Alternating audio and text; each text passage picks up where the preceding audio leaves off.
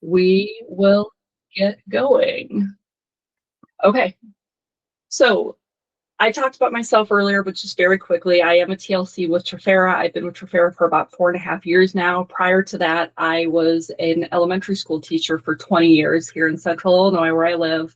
I taught third grade most of that time, but my final few years, I created and taught our K-8 STEAM program.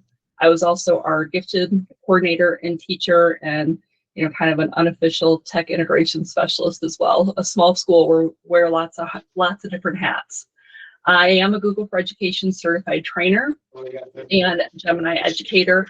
And a lot of people present them as AI enthusiasts or AI experts. I like to present myself as an AI enthusiast. I'm certainly not an expert. I have so much to learn. I think everybody does at this point where AI is.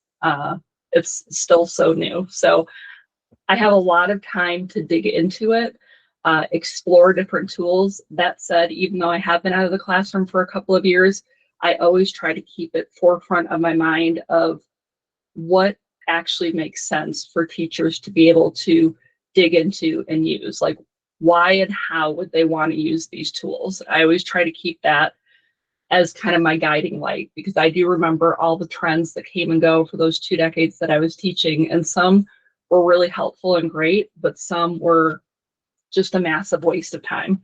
So that's really my goal, is just to present things that can actually be meaningful and helpful and useful in the classroom.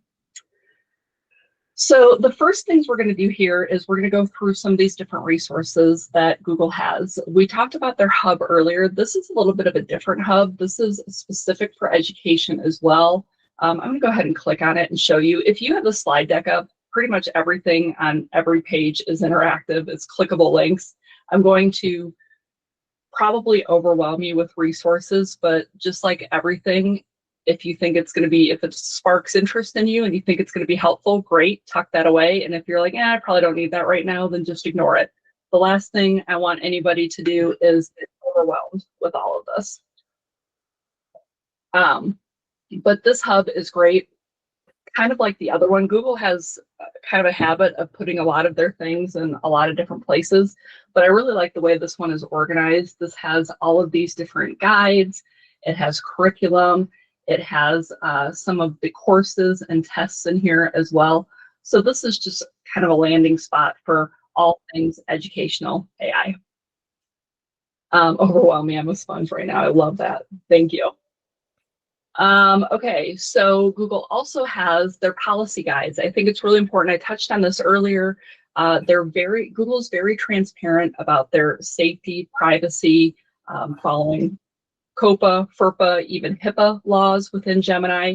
What does this look like in the classroom? If you're using this with your students, if you're using this as an educator, they lay all of this out in these guides. So if that's something that you want more information on about their approach to AI, their different principles, this will be the link for you here. Okay. So I love this quote from Google. It's on one of their main pages. It says, AI can never replace the expertise, knowledge, or creativity of an educator, but it can be a helpful tool to enhance and enrich teaching and learning experiences. And I think that's what it is. It's a partner, right? We're not taking this to do all of your work.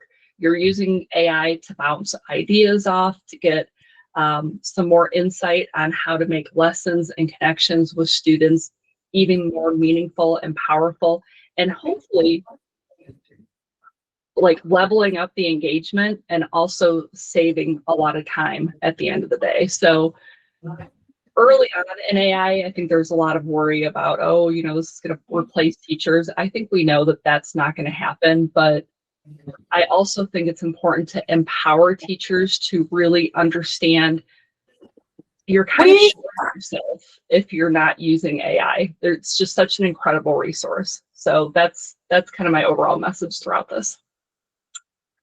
Here is our agenda. We're going to start off with AI policy and literacy resources, moving on to prompting. This is going to be our lightning round because my second session is going to be digging deep into Notebook LM and Google Classroom and GEMS. We're going to look at some things in Google Arts and Culture and a couple pretty cool resources in Google Labs as well. Each page is going to have one of these little robots down here. A lot of these different resources and tools are for everyone, but a lot of them are, kind of age or role specific as well. So this little robot is going to just make it really clear who it's for. So if you're a high school teacher, you're probably not going to care too much about the resources that are for elementary students. Okay, so digging into AI policy and literacy. Number one step, we have to have just a strong foundation when we're using AI and when we're teaching AI. So this is for educators, these links. These are specifically for educators to really develop a better understanding of what AI in education looks like. If you're part of a policy group that's, kind of writing the rules and regulations for what AI might look like in your district or in your school, if you're doing it just for your team or for yourself, there are resources here in this Teach AI Guidance link that is just chock full with ideas and templates for helping create those policies. There's also a couple of quick one-pagers of a checklist for what ethical AI use looks like and what it looks like to apply AI responsibly. So those are things that teachers are just referencing in their classroom. They might have them hanging up, those bottom two, in their classrooms just for reminders for themselves and for their students as well. And like all of these pages, I'm not going to click into all of this. I just want to give you a quick overview of what's here. If this is something that's helpful to wherever you are in your journey with AI. This is also for educators. This is now getting into the more applicable uses of AI. So this takes us to the hub that Josh showed us earlier. But then these are the different courses. Right now, Google has a couple of courses. This top one, I believe, is the older one, and the second one came out just a couple months ago. Both are a little bit different. Both are very good. It takes you through all of the different components and tools of AI within Google, like what guided learning is and how you might use it, what Canvas is, how you might use images, just prompting the chatbot and prompting tips in general. So it's all geared specifically for educators, which I love. So it really resonates. I talk to a lot of people and they say, I hear that AI is going to make my life easier and better in my classroom, but I don't even know what to ask it. I don't even know where to start. Like, what does that look like? These courses help answer some of those questions. And once you've been doing that for a while, you get through these courses and you're feeling pretty confident, you can go ahead and take this Gemini Certified Educator course. And if you pass it, you get a nifty little certificate and maybe turn that into your admin and get yourself some brownie points or some continuing education credits if that's something that they accept in your district. Okay, I'm going to pause. Anybody, any thoughts, anything? Take a quick drink. All right. You're with me. All right, now we're moving into AI literacy for students. So this right here, this page, I put for all ages, but this is more so elementary and early middle school, I would say.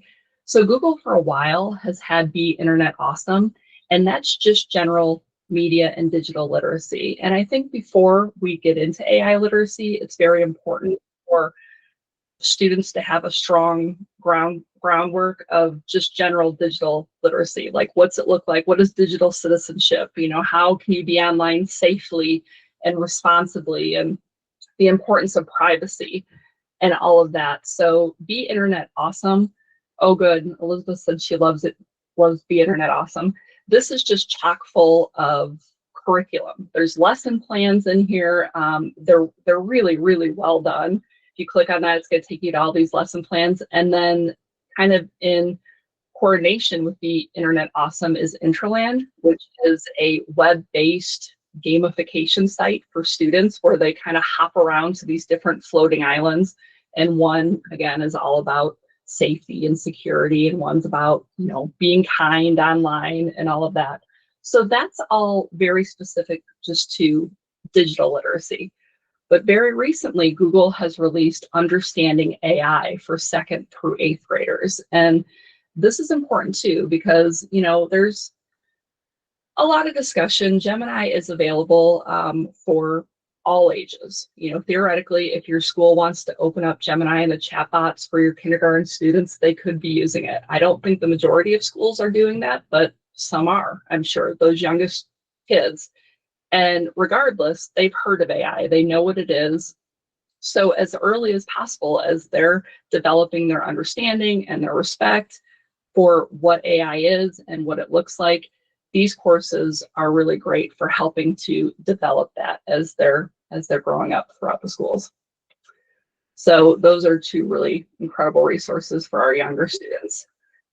For our middle and high school students, we have a few different resources as well. We have teaching responsible use of AI, which is just, again, curriculum, lessons, and activities for students of what that might look like. Google has partnered with Raspberry Pi Foundation, and this is some more kind of hands-on lessons, like more creation of using AI. I've talked to a lot of people, and they're using these primarily, you know, some are using these for like computer science programs and after-school clubs. But then one of the newest ones is this AI Quest. And again, it's another gamified website specifically for students. This is more so for middle school AI Quests, but again, they have this journey. They go to all these different areas and they have to answer questions and read different scenarios and help them develop a better understanding of what good responsible AI use looks like. And Google also has a Gemini certification exam for students as well, that is 13 plus. Natalie, have you used AI Quests with your students? Do you have some experience with that? She said it's so much fun too. You don't have to talk if you don't want to, but if you could, she's addicted to herself. So you've been playing with it. I love that. It is, it's really impressive. Just the graphics in it are pretty cool. We're using them for an hour of AI activity on Friday. I love that. What a great idea for that. So smart. Yeah, that's is that this week, the hour of AI and the hour of code? All of that is right about this time, isn't it? And moving on, we can't forget about our parents. So, you know, it is important for our parents to know what good responsible AI use looks like at home too, when they're helping their kids with their homework. You know, parents can't just be putting the prompt in AI and getting the output and saying, all right, well, this should work. You know, they need to know what good responsible use looks like as well. And there's also a lot of misinformation and some concern. I know last year we have our local Facebook group, and a parent had gotten out. It was a Facebook group for the town that I live in, the city that I live in. Probably a lot of you have something similar, and you know, everybody's posting about their lost dogs or what was that noise that I heard. But this one was, you know, I heard that the teachers at the high school are using AI to grade the work. You know, why are we even paying them? Use something like that. It was a very inflammatory comment, and there was a lot of thoughts on that. Some were very defensive of the teachers. Some were very concerned. Some just didn't understand what that meant or what that looked like. So, you know, it's our job to be educating our parents as well, I think, of you know, how we're using AI in the schools and why and what that might look like. Right, exactly. Yeah, they have no problem with other professionals using AI to make their work efficient. Yeah. Yeah, that's a whole other conversation there. So, all right, so moving out of AI literacy and into prompting resources, Google, you know, there's so many different, what's the word I'm looking for? It's not, what is that when they're, I just lost it, just went out of my brain. Well, they use PARTS, which stands for persona, aim, recipients, theme, and structure. Somebody tell me what word I'm thinking, acronym. That's what I'm thinking of, acronym. So they use the PARTS framework where they follow the persona, aim, recipients, theme, and structure. There's a ton of different acronyms out there that are all very similar, do pretty much the same thing, but Google has seemed to kind of cozy up to that one. And this will take you to what that looks like, what that means when you're prompting the chatbot. You know, obviously, we've probably all learned that you can type anything in a chatbot and it's going to give you an answer. You know, you can say, give me a lesson on the water cycle. And it is absolutely going to give you a lesson on the water cycle, but it might not be aligned to your grade or your standards or your students or, you know, any of that. It's probably not going to be. It'd have to be a really good guess if it did. So the more information you give it, the better the output is going to be. So that's what a lot of these frameworks are, really emphasizing. So Google has several different prompt libraries, again, that are very educator specific. This goes, again, back to this conversation where I have with teachers where, they're like, I hear that it can make my life easier, but how? And when I first heard about AI, I was like, what I was hearing was, oh, you can use AI to make lesson plans. And that didn't excite me. I had plenty of lesson plans. I was like, okay, great, wonderful.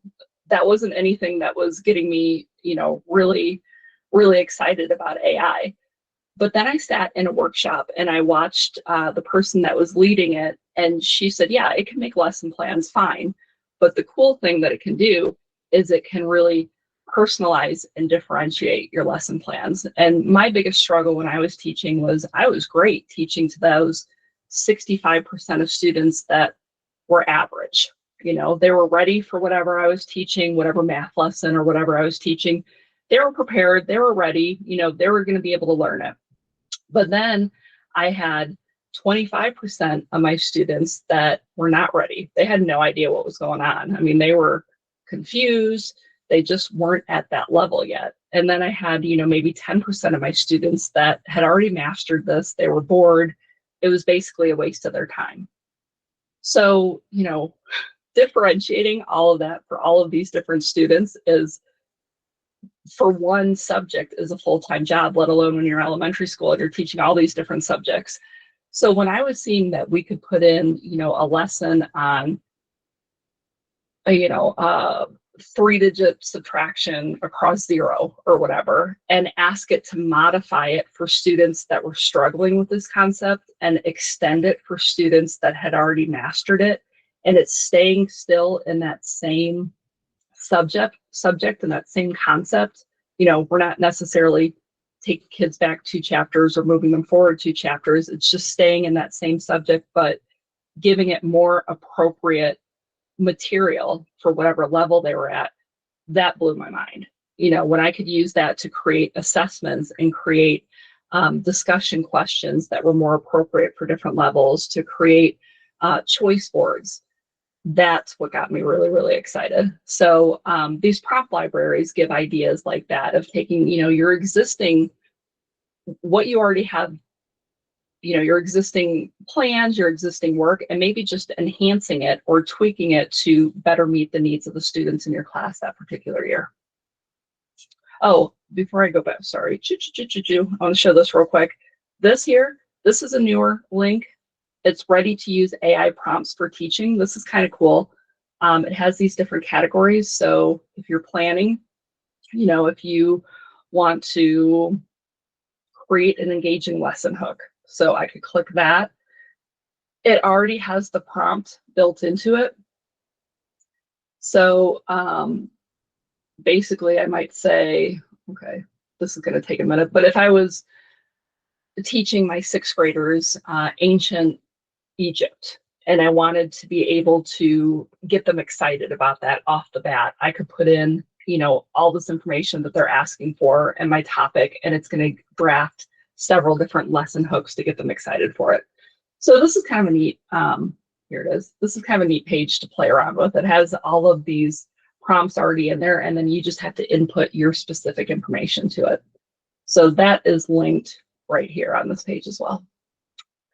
All right, now we're going to start digging into these tools a little bit, okay? And this is my favorite part. So the first one is just the general Gemini app and workspace for education. And you've probably all seen this. I think, let me click on this. You probably know that, hopefully, it's been allowed. It's over here in your waffle or in your launcher. I always tell people to take it. Some people don't know that you can drag these icons.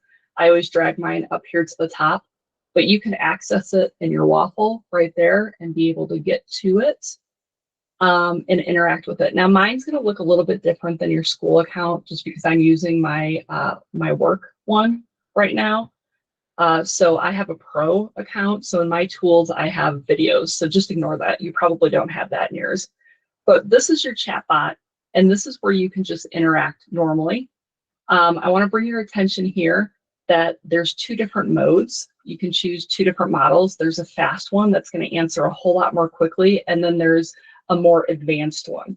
So if you're really wanting to have a very robust, you know, incredible something that you're working on, whether it be a lesson plan or an article or whatever it might be, you might want to be doing this thinking with 3 Pro, but the fast one usually works pretty well for most things. So you can toggle to whichever one of those. I want to make sure that you realize that you can add files here. You can upload files. You can add files directly from your drive as well. Over here, this is kind of new, the layout. My stuff, this is a bunch of stuff I've been generating. Like, look at all these images. You're going to notice these on things that I'm making, but these are all of the images that I've generated. It's really easy to find them now. That's a newer feature. I love that. And then all of my chats that I had are over here on the side. Several of them that I want to access quickly, I pin. So once I have a chat going, if I'm like, oh, I want to get back to that, you can just click these buttons and pin it so you have easy access to get back to it. Okay, so that's just kind of the anatomy of just the general prompt box right here, if you're not super familiar with it. And I just wanted to bring your attention to some of these new tools over here on the side as well. So within there, we have guided learning. And can you give me a thumbs up if you've used guided learning? Yeah, maybe thumbs up if you have, thumbs down if you have not, for those of you. And I love that people are actually listening. I'm glad that you don't just have your camera off and you're doing whatever. So lots of thumbs ups. Awesome. Well, I am going to go through this quickly. And again, if anybody wants to unmute and share something that they've used this for and seen a lot of success, please let me know. But basically what guided learning does is it breaks down complex problems and concepts into manageable sequential steps. So this is great for your students to be using. If they're having trouble with study review questions or whatever the concept might be, they're going to sit down and toggle to guided learning, and it's going to walk them through. So let me show you just really quick. I'm going to show you this little example that I have in action. Get rid of these, all these tabs up here. So I already preloaded my prompt. I said, I put in a math question. I said, Maya has her eye on a new snowboard, the upcoming winter season. The snowboard originally cost $280 because it is the pre-season sale. The store is offering a 15% discount. So it's a math story problem, basically. So I just copied and pasted that math story problem and put it into the prompt and made sure that I had guided learning toggled. Because if I copied and pasted that and put it in just the regular Gemini box, it's going to give me the answer, okay? But guided learning is not going to give me the answer. It's going to walk me through it. So immediately I put that in, it thought about it, and it said, okay, let's break this down and figure out exactly how much work Maya has ahead of her. To find out how many driveways she needs to shovel, we need to first determine the final price she has to pay at the register. The sticker price is $280, but there's a 15% discount. What is the price of a snowboard after applying that discount? And so I, like a lot of students would probably do, I'm going to say, I don't know. Like, I don't know how to find 15% of $280. And the nice thing is they're going to give you some words of affirmation. They're going to be like, that's okay, no problem. Let's calculate it together. So they're going to walk it back a couple steps now. They're going to be like, all right, well, to find the discounted price, we need to figure out how much money is being taken off. So they're just showing now how to solve the problem of what 15% off. Okay, so oh, actually they gave us the answer here. Usually they don't do that. That's interesting. Okay, 280. So they're saying the snowboard costs $238 before tax. So they showed us how they solved it, but usually they don't give you the answer. So that's interesting that they did that. But now they're moving on to the next step. So this works well. Oh, good, Amy. I'm glad that your district doesn't have a lockdown. This works well for math problems. It works well for science concepts. It works well, you know, if you drop in a essay and say, I'm trying to better understand what the author's voice might be here. Can you help me figure that out? You know, it's going to just lead them through the thought process of ultimately hopefully getting to the answer on their own. So yeah, if anybody has anything to add to that, let me know. But that is guided learning. So it's a pretty incredible tool. And we all know that if a kid wants to cheat, they're going to cheat. They can do that either through Google or through AI, but there are a lot of kids that truly want to understand how to get to the answer. And this is going to be really helpful with that. Canvas. Okay, this is one of my favorite things right now. Thumbs up, thumbs down if you've used Canvas. If you haven't used it, thumbs up, thumbs up. Okay, we got some people in here. Awesome. We've got a crab. Kate's crab walking across. Created some gems to help me grade projects and coding class. It's amazing. Awesome. Okay, so Canvas is, they're already, this is still kind of in beta. It definitely is in beta, not kind of. They're working on it. There are some drawbacks to it that I want to tell you right off the bat. There's a lot of things if you code some sort of interactive model, sharing it is kind of a pain. You can't just directly export it to, wherever. You can copy the code into a Google site. So if you have Google Sites that you share with your students, which is a free tool, you can copy code there. That's kind of the best workaround I've found for the things that I've created that otherwise can't be shared, is copying the code and putting it in Google Site, and then it can be accessed there. They have recently added the capability to export to docs and slides if you're making slide decks in there. So that's really, really exciting for me. Yeah, Elizabeth had some amazing data trackers and can't do anything with it. It's frustrating. A lot of the stuff, it's like, okay, well, I've created this. I guess I can present it on the board in front of the class as a whole group thing, but can't send it to students. You can't send it through like Google Classroom or anything yet, which I feel like is just around the corner, but they're not there yet. But that being said, basically, oh, and I also want to say a lot of people, this is a lot of confusion. It's not Canvas the LMS, so how we have Google Classroom and Schoology and Canvas for grades and all that. This is completely different. This has nothing to do with that Canvas. Okay, this is just the name for this program that Google uses. So just want to get that clear. There's been some confusion with that. But basically, it's an interactive workspace where when it gives you the output, so if I put in create a lesson on the water cycle, it's going to give me a lesson, and then right there on the output, I could go in and edit that lesson right there. I wouldn't have to export it to Google Docs or copy and paste it and do it. I could edit it right there. Like, okay, well, that's kind of cool.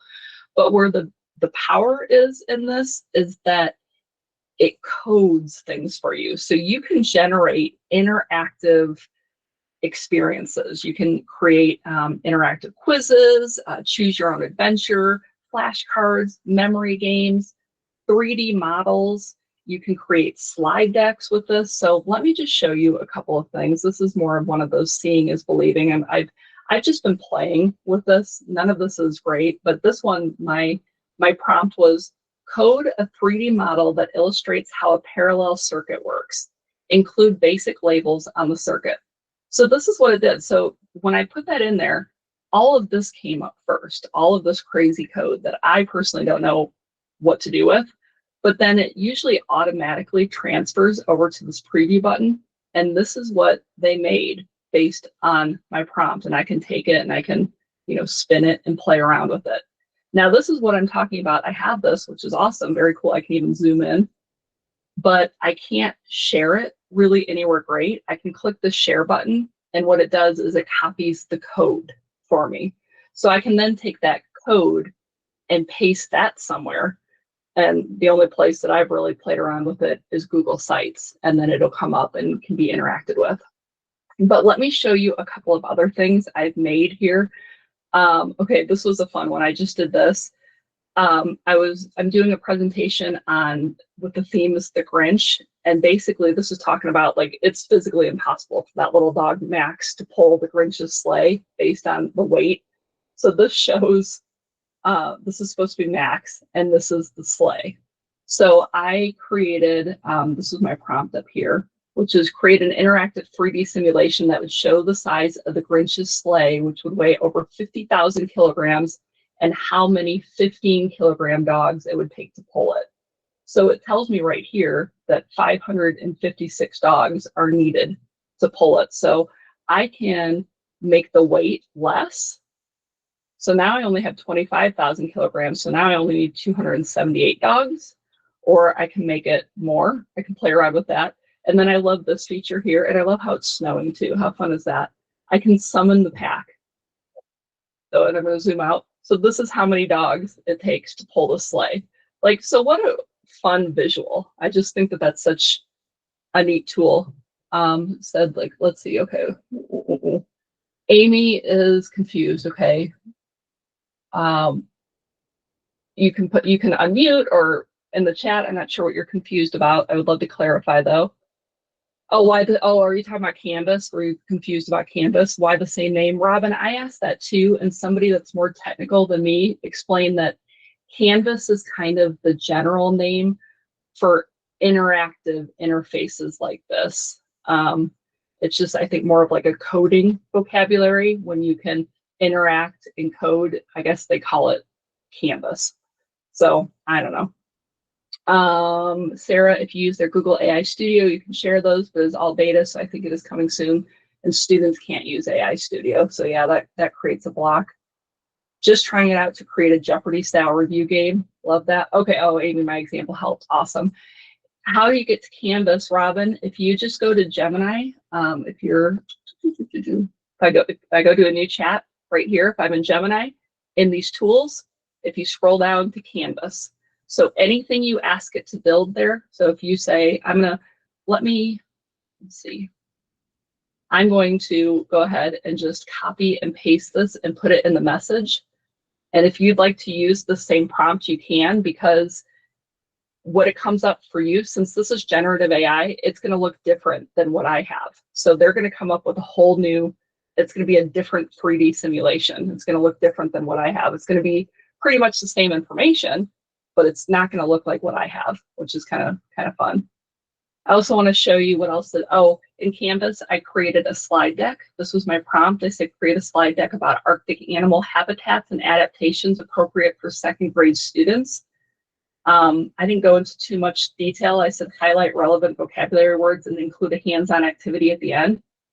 And so it made this pretty cute slide deck, and then it's got this experiment at the end. I could specify how many slides I want. I could say make 100 slide deck if I wanted to.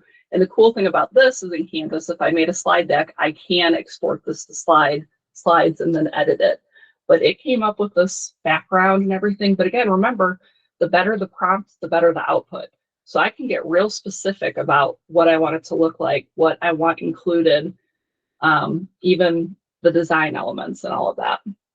So those are just a few of my Canvas. Here's what is this? This is a choose your own adventure game I made for teachers. Said that, you tried the Grinch one and said there was an error trying to give me the code. Sometimes that happens. If you start a new chat and try it again, it might work. Sometimes it glitches again. Remember, it's in beta. Sometimes it will glitch, but try it again. But I created a choose your own adventure game. You have a busy planning period and decide to explore a new tool, the Gemini app that your school district just made available. You open it up and see a blinking cursor. How do you start? And then do I ask it to write a lesson plan, generate a new and creative class activity, or research a complex topic? I'm going to choose C. And now it's going to take me through this adventure. So you could do this with different subjects and topics with your students as well. But this is another one where sharing gets tricky. The AI adventure, sure. Yeah. Ooh.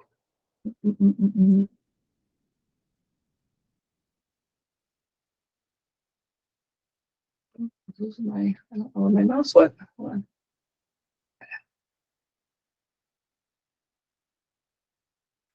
There you go. So yeah, Canvas, you could spend a long time in there playing, and this theoretically is available for your students as well to work with if it's opened up in your district. Images. All right, we've known since the beginning of time you can create images. with AI, but Gemini has absolutely leveled up with Nano Banana. I mean, we are all just blown away. Like the images used to be fine. If you wanted any sort of words in the images, good luck, because they would be spelled all wonky, and it was just kind of a mess. The image features now are so much better. It's just really incredible. And I have 2 links here. This is from Matt Miller, Ditch the Textbook. If you don't follow him, he sends out weekly newsletters that are just so good. They have so much amazing information in there. And this one is Eric Kurtz, and the same. He has amazing newsletters every week as well. These 2 guys are unbelievable with the resources that they share. But this first one is from Matt Miller, and this just has a whole bunch of really good ideas for how and why you might want to use images with your students. So if you scroll down here, here's some different ideas, like add illustrations to a story, create an alternate ending, create student avatars. There's just a bunch of different ideas in here. One of my favorite goes to is descriptive writing. Have a student visualize something in their head, write a really descriptive sentence or paragraph about it, then drop that in and see how close the visual gets to their descriptive paragraph. Because a lot of times they're gonna be like, no, that's not what I imagined. And it's like, okay, well, how can we change your writing to maybe get it closer to what it looks like? The problem with images is that students do not have access to images. Only 18 plus has access. So if this is something that you're going to be using with students, you need to be the go-between with it. You're going to have to be using it on your account and making sure that there's obviously some considerations with that as far as you would want it to generate anything inappropriate. Normally it's pretty good, but it's not foolproof. That's why it's not available for under 18 for students yet. So just keep that in mind, that you, on your account in Gemini, again, let me show you how to get there. If you're just back on the regular Gemini page, if you toggle down to Tools, Create Images, or you can click this here, what you put in there will create an image. But Matt Miller had all of these great ideas down here, and just some ideas. He also goes into the style that you can use. Do you want it photorealistic? Do you want it a 3D animation style? Do you want it anime, modern animated? All of these different styles is really cool. Jennifer, go ahead.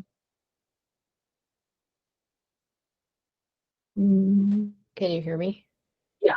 Okay. I'm sorry, I'm still stuck on Canva. I have a question though. Is there a way, like, if you make one, you can edit it, like change it? Or you can.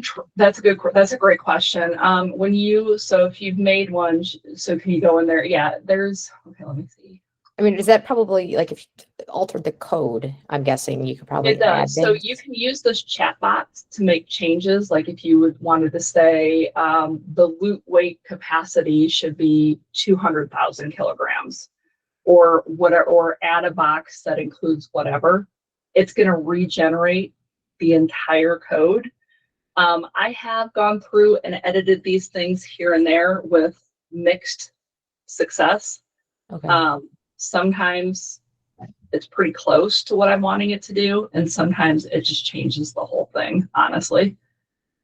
Okay, so, thank you. I'm sorry to interrupt your topic. Don't be sorry at all. No, I know. I started playing with it, and I was like, this is really cool. But yeah, no, it's one of those things that you have to play with. It's getting better and better. They're constantly working on this and adding features, but it's definitely not perfect. So it's just, it's kind of a crapshoot, honestly, of how edits are going to do. Yeah, sure. Elizabeth said, Nano Banana has been great. I had to make a bunch of video game covers for instructional strategies, and they did such a great job with it. Text, graphics, all of it. Exactly. When I was showing you my stuff up here, when I'm creating these different slide decks, and I'm making, this is what I'm going to be teaching next. This one, I'll just show you what it looks like. You guys have probably already seen it, the link anyway. Like I created this here using Nano Banana. I was like, I'm doing this presentation on these 3 tools. I want, I don't remember what my prompt was, but then I took that and was making the additional graphics for my slides from there. So, you know, you can take an elementary school teacher out of the elementary school, but you know, I still like those cutesy things. These are my kids. I was editing these with Nano Banana for our Christmas cards. They had these backgrounds that I didn't like, so I was changing the backgrounds with mixed success. I was able to remove the background from behind my youngest daughter and was trying to remove the background behind my son or blur it, but it wasn't working very well. So these are just some, you know, personal uses for it as well. This is my Grinch themed one where I was making all these icons and things. So just lots of different fun things that you can do with it. But this Matt Miller article, I wasn't even going to try to rework all of this because he did such an incredible job with it. But he's got all of these styles for pictures, prompting tips for these pictures. Really file that away because it's a great resource. And then Eric has really been digging into creating infographics with Nano Banana, and these are incredible as well. Let me show you. And so he talks here about the different visual styles of the infographics that you can make, the layouts for them, but what a cool teaching tool for these, for you to be able to make your own infographic. Yeah, everybody's singing the praises of Matt and Eric. I mean, I just can't say enough good things about them. And they are the absolute nicest people. I've met them both in person several times, and I mean, they're as incredible as you would think that they would be. But I created an infographic on my winter break for what my winter break is going to look like. So I said, create an infographic. The style should be a horizontal timeline. The images should be a paper cutout style. The title is Anna's winter break. And then I put all of the different events.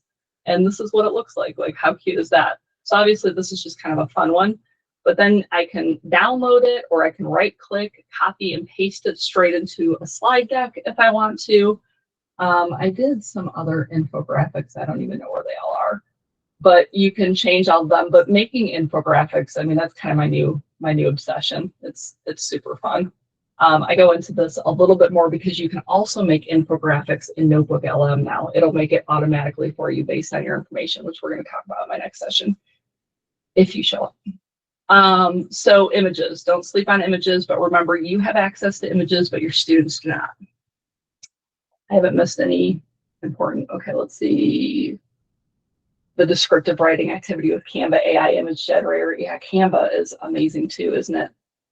How can I get that graphic? The one that compares gems in Notebook LM. Was it the one that I showed? I don't know if it's Amy Wright. Is that the one that I showed that I was doing my session on? Is that one that you're talking about? Yeah, I just found it in the next session. Okay. Yeah, exactly. Okay, Thanks. perfect. For our staff cookie exchange, with each cookie labeled at a festive table. I love that. I was inspired by Kurtz to create the infographic. Oh, never mind, you found it, sorry. And you can also tell it to animate those images. Yeah, Chris, you're going to the next level. That's true. You can then take it and animate them. I haven't played with that yet. I saw that briefly in a session. Chris, would you mind unmuting and just talking a little bit more about where you can do that? Thanks, Siobhan. I had seen it after a conference as well, and same thing. You create the graphic with Nano Banana, and then you turn around and you tell it to then animate that graphic. And you know, the little kids in the graphic were dancing. It was pretty cool. Can you do it right here in this chat box? Yeah. Oh, that's okay. what he did in the conference. All right. Well, let's see what happens. I had heard something about that, but I had not played with that yet. So we're real-time learning here. It's envisioning the animation details. Somebody had done it at IETC. Yeah. Oh, are you in Illinois one too? We're Southern Illinois. Southern Illinois. Okay. And that means we're way down here, not just south of I-80. Oh, gotcha. Okay. Well, I'm in the Bloomington-Normal area, so I know that like the people who live in Chicago think anybody south of Chicago is Southern Illinois, but I'm Central Illinois. Did I meet you at IETC? I was there. I did a couple presentations there. Oh, bummer. Well, it's generating the video. We'll come back to that in a second. Because we're running out of time and I want to show you these things. Deep research, I'm not even going to go into this. This is cool if you're maybe working on your master's degree or some higher level, or you, for whatever reason, you really need to go deep into learning about some sort of concept or some sort of topic. It pulls so many high level quality resources for you. You put in your prompt and it just goes 10 levels in of pulling, peer-reviewed essays and different information for you to really help you wrap your head around whatever topic you're talking about. So like, I know Josh, he was working on his dissertation for digital wellness, and he used deep research a lot just to kind of help him formulate his thoughts and get all of that. How reliable are the sources? AI hallucinates sometimes. They're reliable because I am going to just show you really quick, because they link directly to the sources. So that is the nice thing about deep research. It's kind of similar to Notebook LM like that. So what I did, my prompt for this was basically what responsible adoption of AI in public schools looks like. So it has this whole long, in-depth brief, but then as far as the resources go, down here, a million years. So right here, it shows all the sources that they pulled. And you can link right to them. So you can double check all the sources right here within it, which is nice. You don't have to ask it to link the sources. It does it automatically. So absolutely, you have to do your due diligence and go in and make sure it's a reputable, high quality source, because it does hallucinate sometimes, but this does a pretty good job of making it easy for you to double check that. Let's see how, oh, whoop, our video is ready, you guys. Let's see. Oh my gosh. How insane is that? I mean, I don't know necessarily why you would use that, but it sure makes it fun. And you probably can't hear it because I'm not sharing an audio tab, but it does have some music playing in the background too. So that's fun, play around with that. Okay, gems, I am gonna just I'm not even gonna go through this right now because I'm doing it in the next session. So hopefully you can come to the next session. This is a handout that I created. It just kind of breaks down all the tools within Gemini, so you know what each one does. So it shows you how to find Gemini, shows you all the different tools on the side, and then talks about guided learning, Canvas, images with Nano Banana, and gems. So as the other teachers in your school are just starting to kind of familiarize themselves with these tools, this might be a good resource to help them better understand what each of them does. Notebook LM is another one that I'm going to dig into in my next session. So this gives you just some general information about it. But if there's one tool that, the number one tool that I would keep out of all of this AI stuff would be Notebook LM. I think it's just, if you haven't been playing with Notebook LM yet and using it in both your professional and personal life, you're missing out, because it is incredible. And we're going to get into that in this next hour.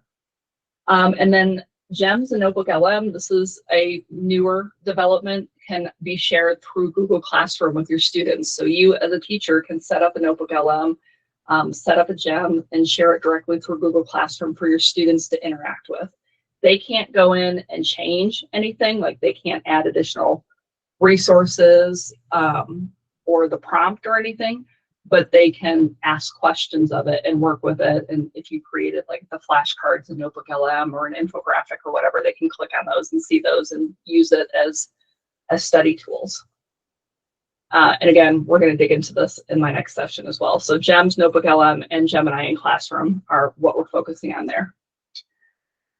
Google Arts and Culture has been around for a long time, but if you haven't looked at it lately, I recommend that you do. It's just a really cool site, and they have a whole area of it devoted to AI. It really just kind of goes into a bunch of different articles and videos. They have these different games and experiments that use machine learning and generative AI as well. It talks about the history, the beginning of it. They even compare it to like ancient civilizations and where there were, you know, kind of glimpses of it way back then. It's all pretty fascinating. So this is kind of a neat site.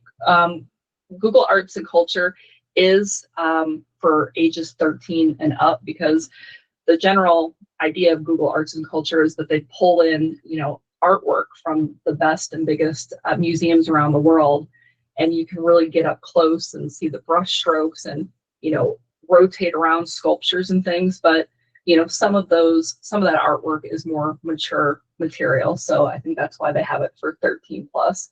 Yeah. Anatomical images, exactly. So this is for 13 plus. I think it's something that you could share with the younger students if you are in charge of it. If you have it up on the board in front of the room and you're showing different areas of it, I think that's perfectly appropriate. But there's a couple cool little sites in here. Talking Tours, it's, like these digital, I'm going to show you this one real quick. I know we're running out of time, you guys, I'm sorry. It has all of these different places that you can go and you can interact with it. So there's famous landmarks, stadiums, there's a list here. So if I wanted to go to Alcatraz Island, oh shoot, hold on a second. I'm going to stop presenting and share with audio.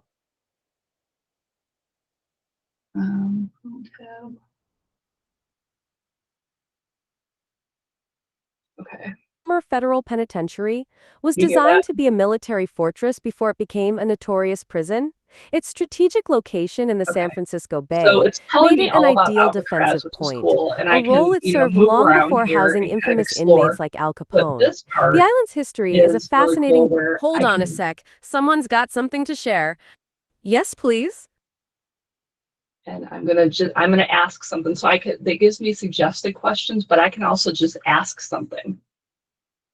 Allow this time. When was Alcatraz built?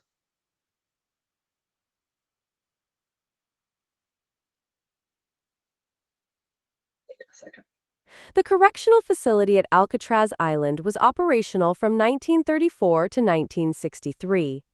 During that time, the island served as a maximum security prison, designed to hold inmates considered too dangerous or as. Yes? Anything you want to add? Who was the most famous prisoner at Alcatraz Island?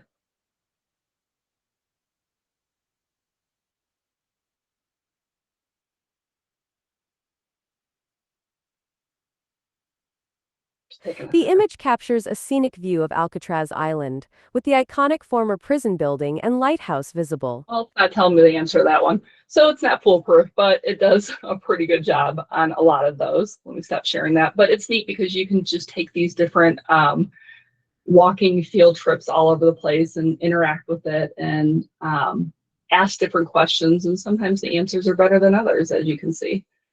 All right, let me share this again real quick. Okay.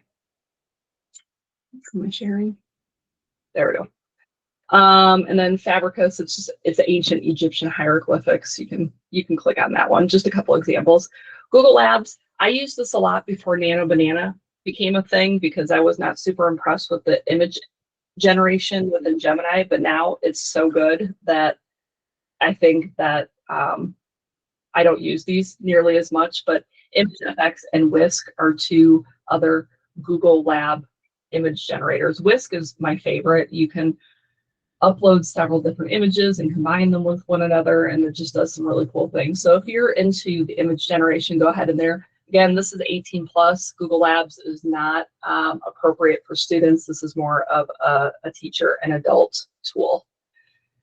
Music generators, Music FX and Music FX DJ. Music FX, it will generate music based on text. So you can, write in a sentence that really describes a mood or a type of music, and it'll create 2 30-second instrumental clips based on what you inputted, the words that you inputted. So it's pretty cool for setting the mood. And then Flow is a video storytelling tool that will create 8-second long clips. You can kind of string them together and make longer videos as well. So if you're looking for an AI generating video tool, look into Flow. These are a couple other tools. Again, I know we're pretty much running out of time and I don't want to keep you here longer than you need to be, but check these out as well. These are all in Google Labs, TextFX, the top one, and Learn About. Actually, and Learn Your Way. All three of them are really cool. So just, they're very intuitive. If you click in them, you're going to figure out what they're about pretty quickly. It's pretty awesome. And then we have these bonus resources. Again, if you click these, you can download them. We here at Trafera created these. It's just kind of an AI bundle, getting you started with using AI, just some fun little resources. And then here are a few other downloads that we made. And of course, we do PD. You can bring us to our schools, and we would love to work with you. So there we go. That's everything. You should have the slide deck for this. If you need anything, I'm going to be here. I'm going to set another timer for 5 minutes when I'll start the next one. If you have any questions, feel free to unmute, put it in the chat, and I'm going to be hanging out. And, you know, if you want to go over to Joe's next session or stay here or whatever you want to do, that's up to you. So thank you for being here, and I appreciate your participation with us. I'm going to set a timer for 5 minutes. There we go. All right, let's see. Thanks, you guys. I appreciate the kind words. There is so much out there. It is overwhelming. I mean, and that's what I said at the beginning. I was like, don't get overwhelmed. If you're like, I don't have the capacity for that right now, then just ignore it. You don't have to embrace everything all at once. That's one of the cool things about my job is I actually have the time to do that, but don't think I don't remember being a teacher and not even having time to go to the bathroom, let alone learn all this stuff. So if you find one thing that you think that you can grab onto and maybe implement to make your day a little bit more creative or easier, then I consider that a success. Robin, so going now, if you want to stay with me, I'm going to start in, oh, I thought I started my timer, I didn't. I'm going to be starting in about 4 minutes. If you'd like to go over to Joe's session, Kate, are you still in here? She probably has the link to Joe's. Let me see. The other one, he's more of a instructional track, or not instructional, I'm sorry, technical track. Trying to do a bunch of different things at once here. So I can look and see what his is. 1 second. Let me get this timer going. Okay, I'm gonna just put 3 minutes on that and start that. All right. More time to tinker, yeah, Christmas break. Joe, defending your domain for a happy 2026. And I can give you that link if you would like that.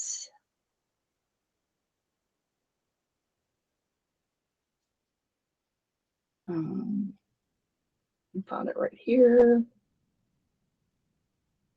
Okay, yep. If you want to go to Joe's session, that should take you over to him. And here I will drop in the description of it too.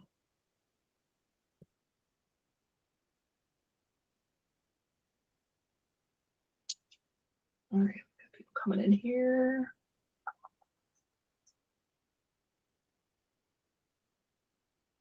Hey, I want to welcome our people that are coming in. We've got just a couple minutes where we're going to start. We're just taking a quick little breather, a stretch break, and we will get started here. I'm going to switch over my stuff.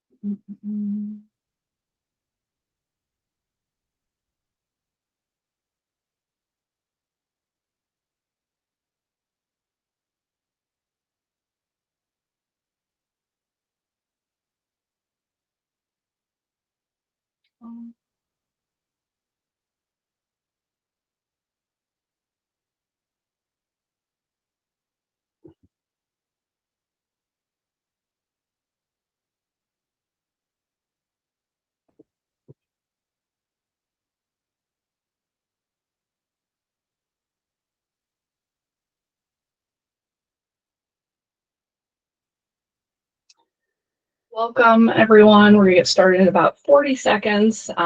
This one is I'm talking about AI that connects using GEMS, Notebook LM, and Gemini in Classroom. Let me share that slide deck for you. If you would like, this one is a small one because we're going to be really getting in and playing here. And then I posted what Joe's session is right now and the link to his meet if you are more on the technical side and you want to know how to defend your domain for a happy 2026.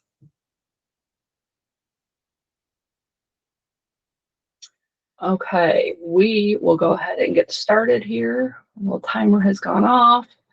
Let me share my screen. Okay, let's see here. So many tabs open right now. All right. Hi, everybody. Welcome back. If you've been with me, thanks for staying around. I appreciate it. I'm Anna Hanrahan. I'm a teaching and learning consultant here with Trifera. Love my job. Really get to dig into all things AI. That's what I spend just really the majority of my time doing, is learning about these new tools and going around and teaching educators about them. The last session was overwhelming. It was a ton of tools. It was just kind of a fast and furious overview of a lot of free AI resources that Google offers. This one is going to dig in a little bit deeper about 3 of my favorite resources that Google offers. And, you know, I know that we have all different levels and abilities and history of interaction with these tools and experience. So I certainly don't want to insult anybody's intelligence, but I also don't want to talk over anyone either. Want to make sure that you realize that all 3 of these tools and all of the features that I'm showing you are completely free within your Google for Education workspace. Doesn't matter if you have the free fundamentals version of Google for Workspace or if you have the higher paid tiers. All of these are available and accessible to everyone. So if you want to get into your workspace and play around with me as I'm in here, I would love that. I'm a hands-on learner, so I get that. I said this the last session, it goes for this one as well. At any point, please feel free to unmute and interrupt, ask questions, clarify, share, anything you want to do. And the chat has been hopping as well, which I absolutely love. So we're going to go ahead and dig into it. This one, the slide deck is a lot shorter than the last one. So I was showing the last group that I actually created this this entire visual in Gemini using Nano Banana. I used a prompt of what I was doing and it created, this is just a big image that I copied and pasted into the slide. But then I was able to add text boxes and make it interactive. So we're going to start with GEMS and then move into Notebook LM and then Gemini in Classroom. Each of these should theoretically, hopefully, you guys are the first ones I've done this with. This should take you to your Gemini page if you click this. And this one should take you to the different resources about that particular tool. Okay. So let's start with GEMS. Good, I got a thumbs up. Perfect. Glad that those are working. Basically, GEMS is kind of my new best friend that I never wanted. When I heard about GEMS, when I heard about, oh yeah, you can make your own, you know, AI agent, you can make your own chatbot. Even to me, who spends a lot of time in the AI world, I was overwhelmed. I was intimidated. I was like, why would I even want to do that? I can just go straight to Gemini and use that. Like, I'm not trying to code things and make my own chatbots. That just sounds like really next level. And kind of against my will, I was in a session to learn more about GEMS and what they did, and I was absolutely blown away and, you know, was able to realize and see the actual use cases for these, which was important to, you know, want to use them further. So basically what they are they're your own personal little experts for repeating tasks, okay? What I'm going to do first is I'm going to just show you some of the GEMS that I've created. And obviously this is my Gemini, so you're not going to have all of these in here, but if you go to Gemini, I want to walk you through this. If you go to just your general Gemini page, up in here, you can click this expand menu. Does everybody see this where my cursor is? If you click that expand menu and you scroll down, you're going to see here where it says gems. So click gems and this will come up. You're going to have your pre-made by Google gems, but all of this down here is going to be blank for you. I made these gems. You're not going to have these yet. You can have them when you want them. But Google has made some pretty incredible pre-made gems, like a learning coach that can help you learn and practice new concepts. They have some of these random ones, like the Women's World Cup. I need to, hold on a second. I'm not, my mouse, you know, my battery is wanting to die. I'm such a mouse girl. I hate the trackpad. I don't know about you guys, but I'm Gen X. I need my mouse for sure at the worst possible time. Yeah. But if you do this show more and show less, they have a whole bunch of them in here, okay? And you can click on those and play with them a little bit, you know, at your leisure. But I want to show you the ones that I've done because I think that they're better and they make more sense for what we're doing. But don't let me forget about Storybook because this is going to blow you away, especially my elementary teachers. So share my AI update gem link. Yes, I'm going to share all of these. So give me 1 second.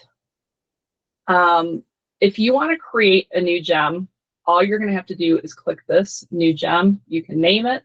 You can get a bit of the description if you want to. I usually don't do that. And then this is where your instructions are going to go. Now, I am going to give you on this first page, this right here, this gem resources. This is going to take you to a whole bunch of different prompts. This is Eric Kurtz again, you guys. We sang his praises the last one. If you go to EduGems and click on these, any of them that you like, you will be able to copy it, copy the entire prompt and paste it and make your own gem for yourself, okay? So he's got those. I did this for a different training that I did where I came up with like use cases. These aren't necessarily prompts. Some of them are prompts. Well, actually I do have the prompts in here. So I have these tabs divided by elementary and middle school. Let me show you again where I got this. So, sorry, I feel like I'm going ahead of myself. This is the first time I'm doing this one, so you guys are going to just have to bear with me. Up here on our main page, I clicked Gem Resources. Oh, it has it blocked. Shoot, I'm sorry, Tiffany. And then on Resources, this bottom one, elementary, middle school, high school use cases and prompts. I created these, full disclosure. I used Gemini to help me create these. But I was doing professional development in a district where I was working with the elementary teachers half the day and the middle school and high school teachers the other half of the day. So I took the different roles and just showed them some different use cases that they might want to create their own gem for. So, you know, I've got teachers, special ed teachers, speech pathologists, curriculum, art teachers, music teachers. It gets more granular into middle school and high school where I go into English teachers, science teachers. So elementary teachers, you can go in and get ideas here too, and just adjust it to a more appropriate level.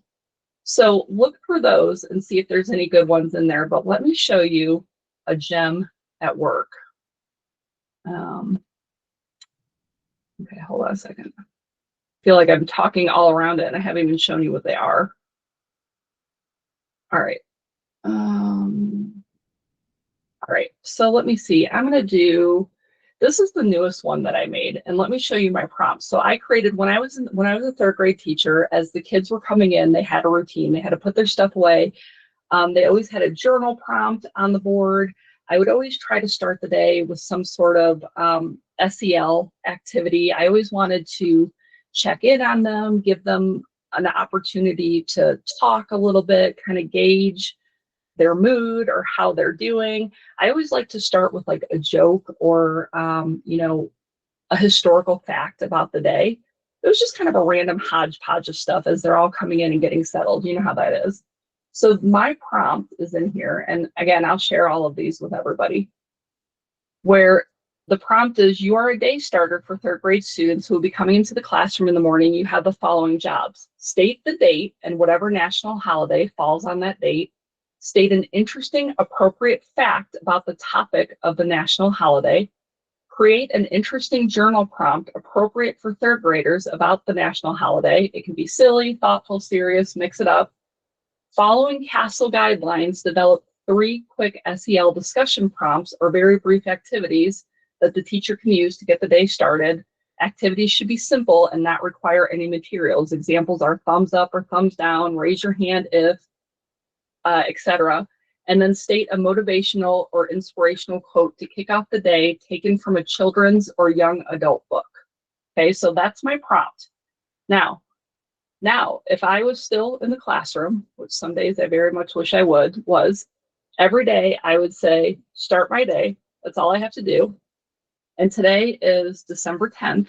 So it is going to give me all that information that's very specific for today. Thanks, Jennifer. I appreciate that. So some of them are just great. You know how every day has a national holiday. Sometimes it's like National Buttered Popcorn Day or National, Spork Day. There's a lot of just really random, bizarre ones. So it's kind of a fun way to get the day started. I have this on the thinking one, so it's taking a minute.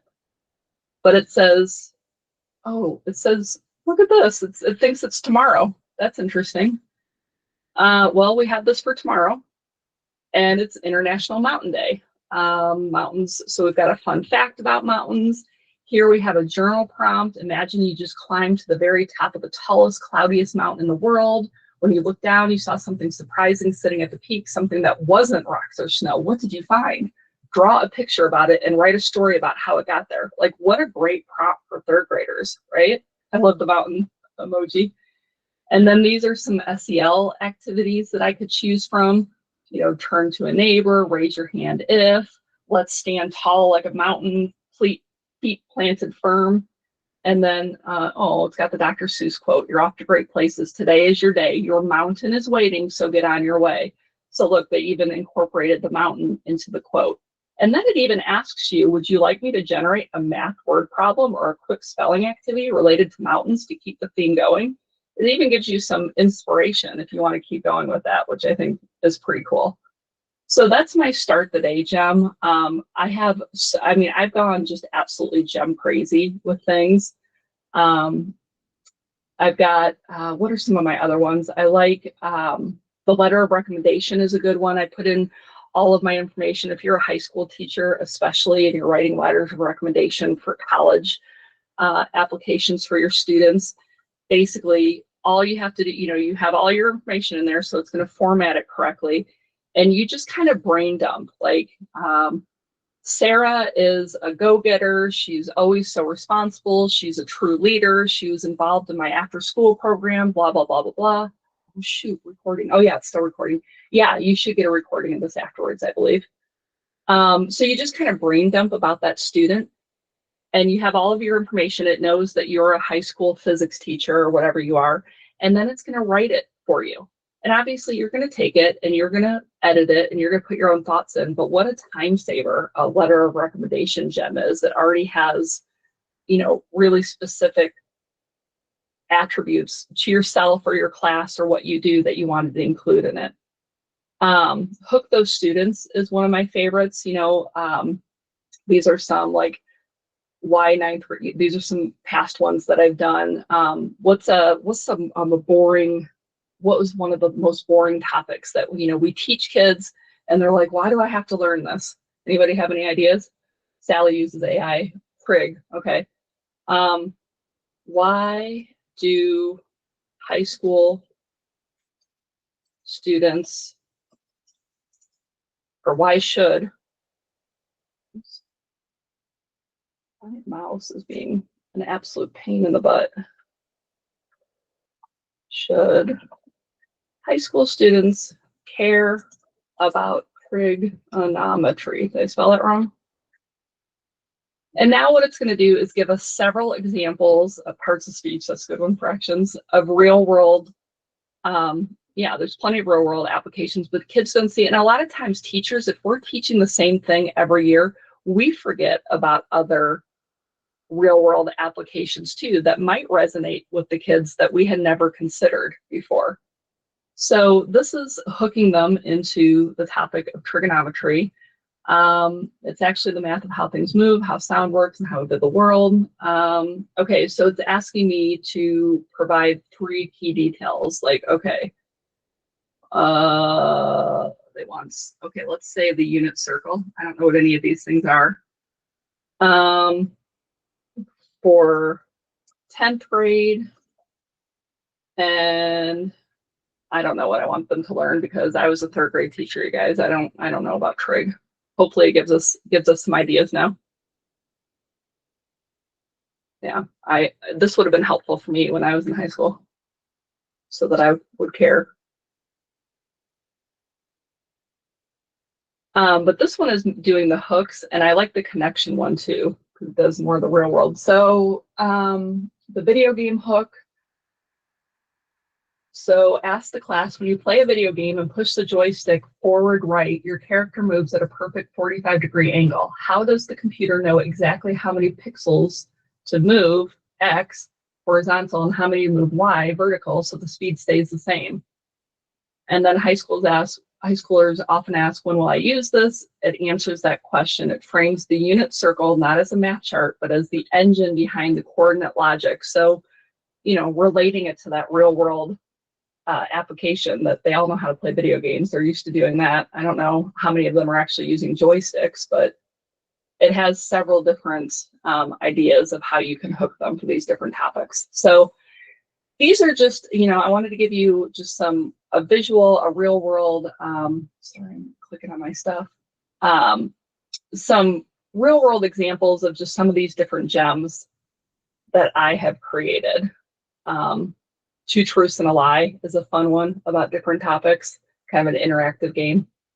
So, oh, they still have the joysticks on the controllers. All right, well, see how much I know about gaming.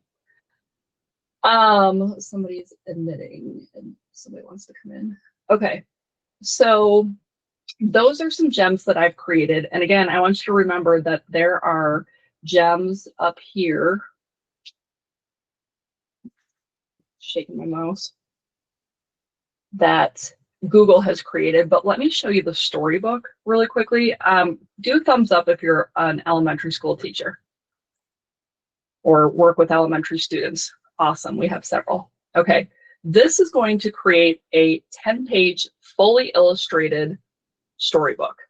And, you know, at first it's like, oh, it's cute. You know, you can do it on bats or Halloween or pumpkins or whatever. But higher level, middle school and high school teachers are using this as well, just to kind of come up with more of a creative way of explaining or introducing lessons as well. So this was my prompt for this one. Create an engaging storybook for 4th graders in claymation style. The topic is the symmetry of snowflakes. Reference the shapes in the snowflakes and talk about rotational symmetry.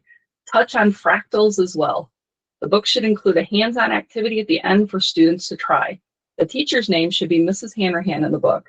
Include a white jackrabbit somewhere in the story. I just wanted to add something random. So that was I did this a while ago. That was my prompt. And this is the book that it created. This looks just like me, doesn't it, the teacher? I noticed if you try to be really descriptive of how you want the characters to look, in the past, they haven't really followed the descriptions in creating the images. They just write it into it. That would be like, you know, Mrs. Hanrahan, who was wearing a green shirt and had long hair, was leading the class. They would like write it into the story and not make the character look like that, which I think is interesting. But this is the book. And so it has the story, which again, obviously you can see the use and the value of this for the younger kids, but this really kind of breaks down some of these higher level concepts too, with fractals and symmetry and all of that. They put my jackrabbit in there. I'm not going to read this whole story to you, but trust me, it's amazing. And then at the end, there is, so it says, now it's your turn to be a symmetry expert. And at the end, they have this activity where they have to make these paper snowflakes. And a great thing about this is new, is that you can now download.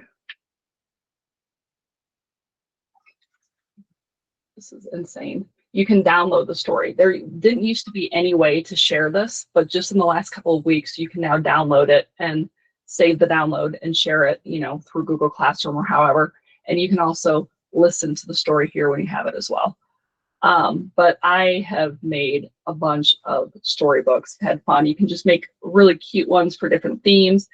I've had teachers talk to me about making them, you know, celebrating students on their birthday or on their special day, you know, such a great SEL activity. All the kids, have you done those activities where they write all the traits that they like about a certain student and then making all of that into the special storybook for that student? So there's just a lot of really great use cases. Okay, let me see. Let me go back here. Oh, SPED, we're going to love this. SPED. Yeah, high school SPED teachers, absolutely. Do the images stay consistent throughout? That's been a common problem with storyboarding. I haven't seen an issue with the storybook. I think part of how they keep them consistent is that it's only at 10 pages. You can't make it any longer than that. As far as I know, you haven't been able to in the past, but again, they're always changing it. It's stayed pretty consistent from what I can see as far as these books. How does the rabbit come into play? He's just kind of like the little guide throughout the book. He comes in and gives some helpful hints and some tips. He's like the protagonist in the book. High school English language development teachers would really like this as well. What was the prompt? I'm happy to share that with you.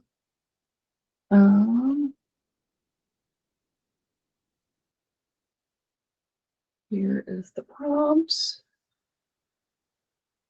I will definitely dive into this. So many possibilities. Terrible that you missed this, but have you shared your gems like the hook? Yep, let me show you that in a second. I see the pre-made prompt, day of the month. Will students be able to make storybooks? I don't think as of right now students can make storybooks, no. And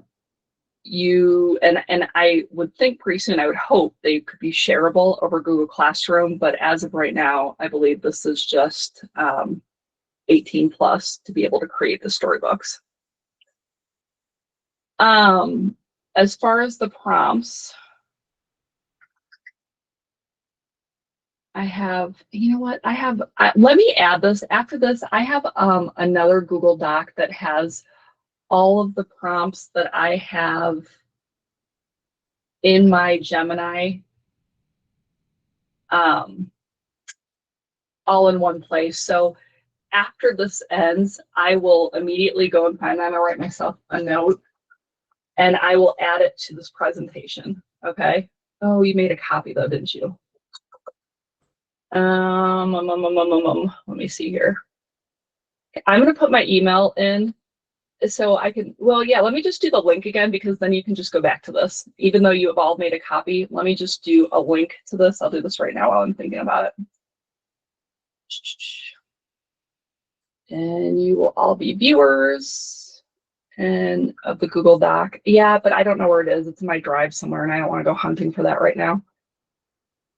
So I promise right when this is over, by the end of the day today, if you come back and check the same presentation, I will have them right on this page, on this GEMS page, this resources page. It'll say Anna's GEMS prompts. And honestly, a lot of them I took for Eric Kurtz. I want to be full disclosure with that. A lot of them came from him, but I came up with like the start your day one and all of that. But if you see some overlap with some of mine with Eric Kurtz, like he's my hero when it comes to GEMS. So I don't want you to think that I created all of those on my own because I certainly did not. So is my video being weird? 1 second. Okay. And such a great human being. He really is. Okay, good. All right. That was GEMS. We didn't get into this, but this slide deck will kind of lay out what GEMS are even more. I just wanted to put this resource if you want to dig into this. But I don't think we need to do that right now. Let's keep moving, right? Let's go into Notebook LM. So if you have not used Notebook LM, let's do a thumbs up, thumbs down if you've used Notebook LM or you have not used Notebook LM. Oh, lots of people are using it more and more. I love that. It's an incredible resource. Just a little. Okay. we're going to dig into that. Before we go into it, I want to show you these different resources that I have linked. This is Google's Quick Start Guide to Notebook LM, kind of gives you all of that technical information about it. You know, if you have to have it opened up and you have to give it to your tech team, send them that way. Here are the slides in the big Google official slide deck of different ways to use Notebook LM in education. I am going to click on this because I do want to show you slides 59 to 75. I just want to show you a couple of the different ways that they said. Let's see. Okay. So I'm going to show you how to set it up and what it does here in a minute, but just have in the back of your mind, you can create up to 100 different notebooks, and you can use them for planning, like for different units. You know, if you want to separate them by different chapters, units, subjects, whatever you want to. Putting in these instructional materials, like this one has all of their lab guides in it. Having a Notebook LM for assessment, having one for differentiation, administrative tasks. Okay, so I just want to show you this if you want to dig into this deeper for some different ideas. It does have a lot of good information in here. If you're like, all right, this is a cool tool, but how can I use this? Like, what's a good use case for me? I just want to make sure that you know what that looks like when I have these slides linked here. Okay. And then here, like I had with the gems, I have some use cases broken out by roles and grade bands. So again, we've got some elementary use cases, just different ways that you might consider using a Notebook LM for elementary school, and then for middle school and high school. Some of these might resonate with you, some of them might not. I'm just trying to spark some ideas if possible. But what I want to do right now is I'm going to show you my work Notebook LM first, and then I have a school one that I want to show you. Like, look at, this is all the notebooks that I have. But this has been my demo one lately, where I have created one all about Charlie and the Chocolate Factory. So I want to just give you a quick look at this real quick. But before I dig into this, I want to show you, if you're in Notebook LM, I guess it would make sense for me to show you how to get there. You can get there through the waffle as well. There should be a Notebook LM icon. It might be down at the bottom. You can drag it up to the top if you want to, or you can go to notebooklm.google.com and it will get you there. How is Notebook LM different than a gem? We're going to talk about that here in a minute. I'll show you. It does a whole lot more. I'm going to tell you that. It does a whole lot more. If you haven't used Notebook LM yet, this page is probably going to be really blank. And to create a new one, all you have to do is click there, create new. And what you do in a Notebook LM is you add your resources. And then basically, it's a chatbot, and you interact with only your resources. So if you're in Gemini and you're saying, oh, create me a good lesson on parts of speech for fourth graders, it's going to pull from every wide world of the internet, anything having to do with that. And it's going to probably create you a pretty decent lesson or whatever. And that's fine. That might work for a lot of things. But a lot of educators would prefer to ground their conversation in their own specific vetted resources. So if you are a reading teacher, a fifth grade reading teacher, and you're teaching all about Charlie and the Chocolate Factory, and you don't want it to be pulling information from all over the internet, you just want it to pull from some of the existing resources that you have, you get to upload anything you want in here. So you can upload things straight from your Google Drive. You can drop in websites that you want to. You just copy and paste the URL and drop it in here. You can copy and paste the URL for YouTube videos that have information about your topic.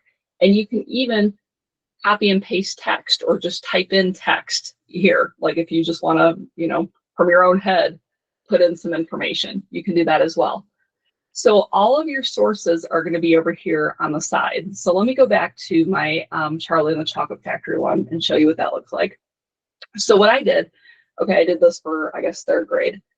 what I did was some of the sources that I added was I added the PDF of the entire story of Charlie and the Chocolate Factory, the entire book. I added that in there.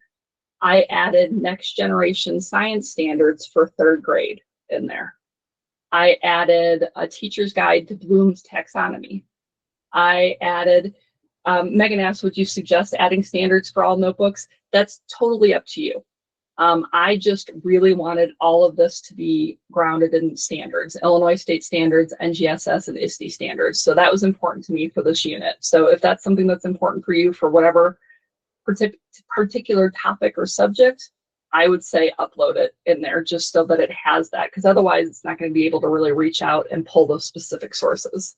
It is great for evals, because also I'm going to show you if you asked it to create a 3rd grade appropriate lesson on character development in Charlie and the Chocolate Factory and relate it to standards, it's going to put those specific standards in there with it. So it is nice to be able to have the receipts for what you're teaching your students, right? I put in a video. It was like a book club. They were talking about Charlie and the Chocolate Factory. It was a big discussion. I put in like a chapter 5 study guide that I had. I put in a website to the Roald Dahl biography. You know, anything you want to, you can put in there. And when you're interacting with this chat box, if you're asking it to create a lesson or whatever, you can select or deselect any of these resources that you want it to pull from. I usually keep them all selected, but just keep in mind if for some reason there's a resource in here that you're like, I don't want them to pull from that one, you can unselect it. And then you can just from your existing resources in there. So like, I know like math teachers like this a lot because there's really specific ways that they teach math. You know, there's like, you know, because you know that you send the kids home and their parents try to teach them and they do it a completely different way. So like all of your resources and your diagrams and your instructionals of how to teach different concepts, having those in here to draw from your lesson plans is great. It's also nice because they give you some suggestions down here of, you know, how you could interact with this, okay? Yeah, you can be choosy about which ones of those to use without fully deleting them. I like the way that you phrase that. So cool. I mean, it's like all that is great. That's pretty neat that you get to use your own resources and interact with just your resources to create activities or assessments or lesson plans or choice boards or discussion questions or whatever you're wanting to do. I think that that in of itself is pretty cool. But over here is where the magic is. They have these selection of tools that are going to blow you away. So with your information, you can create customized audio overviews, video overviews, mind maps, reports, flashcards, quizzes, infographics, and slide decks. And I'm going to show you what I did for each one of these. So this first one is a slide deck that I created, and I customized it. I don't know if I can see what my prompt was. View custom prompt. Yep.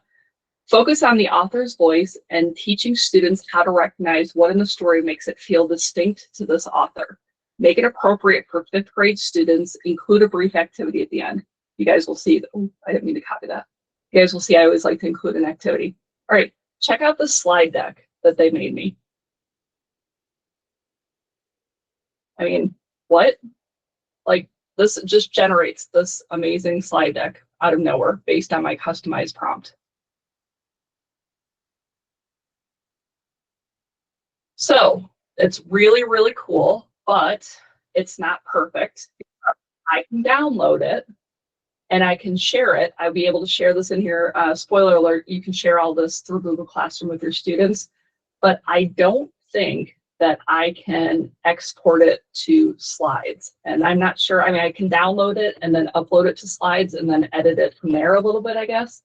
But, you know, it gets a little tricky there, but it is just created such an amazing slide deck off of just that small customized prompt. Here's an infographic. Okay, so we saw the infographics earlier with Nano Banana in my last session.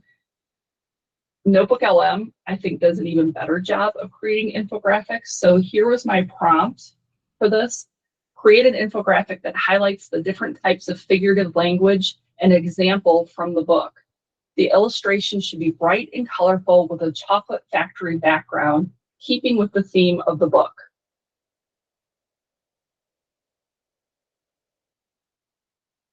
Look at that. Simile, a comparison using like or as. Example, Augustus Gloop's face was like a monstrous ball of dough. Personification, giving human qualities to animals or objects. Example from the book, the squirrels in the nut room tested Veruca Salt to see if she was a bad nut. So just so fun pulling from, you know, all the information that you already have and being able to customize these things. This was another infographic I made teaching ELA standards. I don't remember what my prompt was for this, but I guess it was just an ELA guide to Charlie and the Chocolate Factory. Talks about characters, motivations, points of view, central message, all of that. I think somebody's asking if you can edit the storybooks. You can't edit the story. Well, back in GEMS, the storybooks, you can go back into the chat box underneath and say, you know, add a character named whoever, or delete the information about whatever. You can tweak it that way. But you yourself can't go in and like paste, you know, edit it, add words and delete words. You have to do it through the prompting box. Okay. This here is a video overview, and let me see what my prompt was. I said, focus on the main characters in the book, and then it made this video overview. I've got to reshare in a different way. 1 second.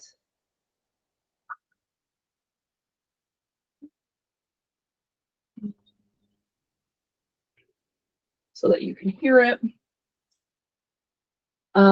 Give me a thumbs down if for some reason you cannot hear it, but let me play this. Oh, what did I do? Oh, I'm closing it. I keep thinking I'm expanding it, but I'm not. I don't know. Oh, here we go. Okay. You know the story of Charlie and the Chocolate Factory, right? The candy rivers, the Oompa Loompas. It's a classic. But what if I told you it's not really about the candy at all? At its core, it's something way more intense. A high-stakes competition, basically a moral obstacle course disguised as a So they call this a video overview, which it is, but it's basically a slide deck that they talk over. And there's not too many slides, but I just wanted to show you what this looks factory like. tour.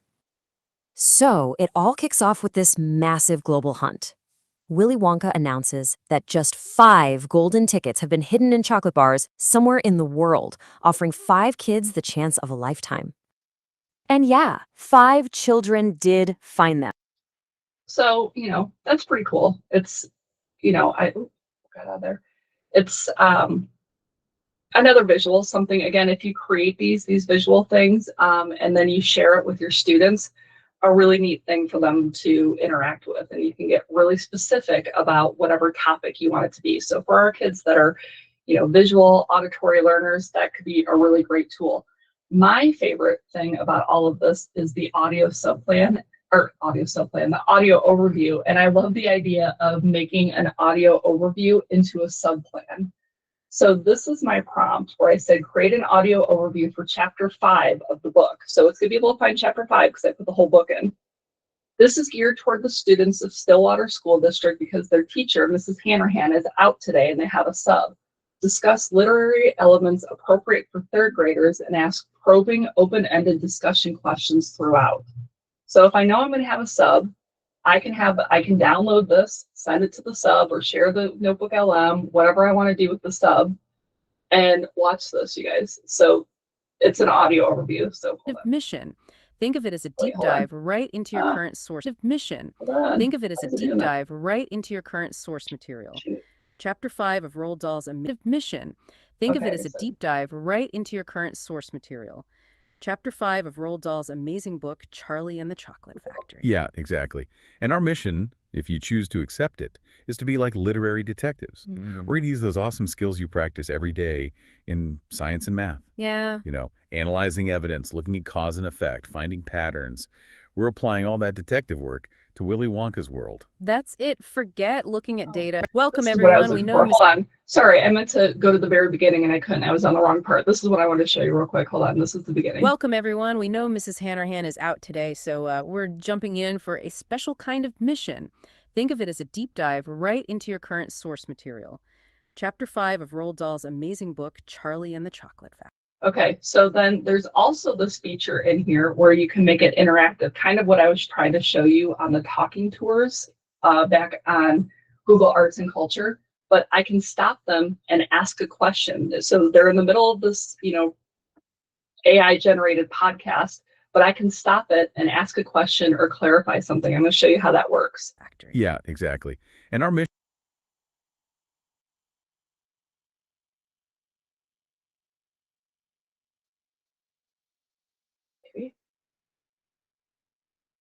Okay.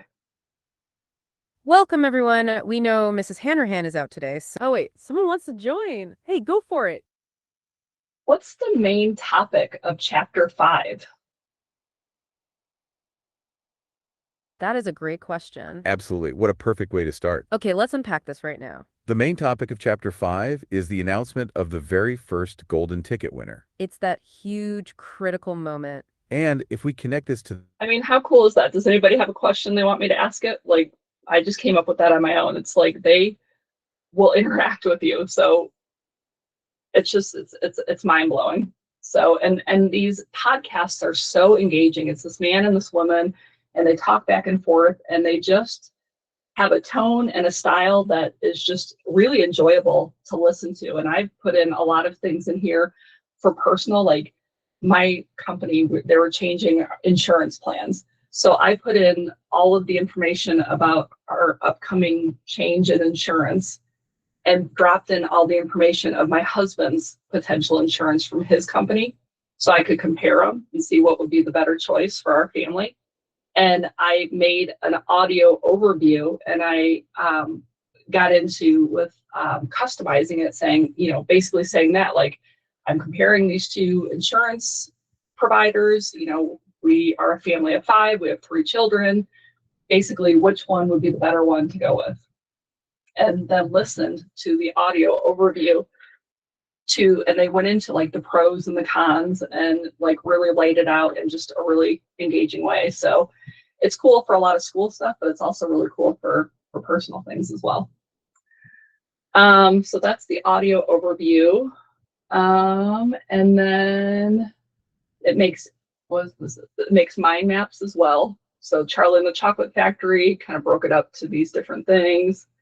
The Bucket Family, just keeps going. Just super fun, really cool tools. That one you can't customize. You just get what you get with the mind maps. And it creates quizzes. It creates flashcards. I asked it to make figurative language flashcards. What is a simile? If I was a student, trying to figure that out. Or, oops, if I click it, I can flip it over and then go to the next one. So you can just kind of test yourself. So, it's just incredible, these tools. If you wanted to create some sort of package of study materials for your students to share with them so that they can get more well-versed on whatever they're learning about, or a place to keep all of your content organized and help you as you're going through your teaching journey. If you click on a box in the mind map, it'll generate more info about it in the chat. Okay, cool. How did you prompt it to mention the sub at the beginning of the podcast? So if I wanted to make a podcast, so this audio overview, if I just click this, it's going to just kind of go rogue and make an audio overview about anything it wants with all the information in my sources. So you have to make sure you click the pen here. So if I click over here, it's going to do what it wants. If I click the pen, that's where I can customize and I can choose, do I want a deep dive conversation? Do I want it brief? Do I want to critique? Do I want to debate? How long do I want it? We can even change the language here, where they have a whole lot of options, which is incredible. And then here is where you can write your prompt. So my prompt said, create an audio podcast to be used as a lesson plan because their teacher, Mrs. Hanrahan, is going to be gone, kind of a thing.